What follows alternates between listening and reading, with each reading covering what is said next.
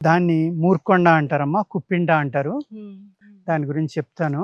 దీన్ని కుప్పిండాకు అంటారు, మూర్కొండ అంటారు దీన్ని.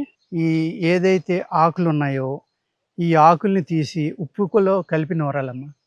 ఉప్పులో కలిపి నూరితే, ఆ నూరిన దాన్ని, ఆ పేస్ట్‌ని పిప్పి పన్ను ఏదైతే పుచ్చుండి లోపలికి గుంత కింద పడ్డందో దాంట్లో పెట్టొచ్చు. లేకపోతే ఆ కండకి చుట్టూరు, అంటే ఏదైతే చిగురు అంటాం కదా మనం, ఇగురని కొందరంటారు, చిగుళ్ళని కొందరంటారు. దానికి ఆ పక్కన, ఈ పక్కన పెట్టి గనక ఆ వచ్చిన ఉమ్ముని ఊసేయాలమ్మా. ఊసేస్తే ఏమవుతుందంటే అక్కడున్న బ్యాక్టీరియా గానీ, క్రిమి గానీ అంతా చచ్చిపోయి బయటకొచ్చేస్తుంది. పిప్పి పన్ను నొప్పికి అద్భుతంగా పనిచేస్తుంది ఇది. అదే విధంగా ఆ ఉప్పుతోటి కలిపి నూరింది తామరకు రాసుకోవచ్చు, చర్మవ్యాధులకు రాసుకోవచ్చు.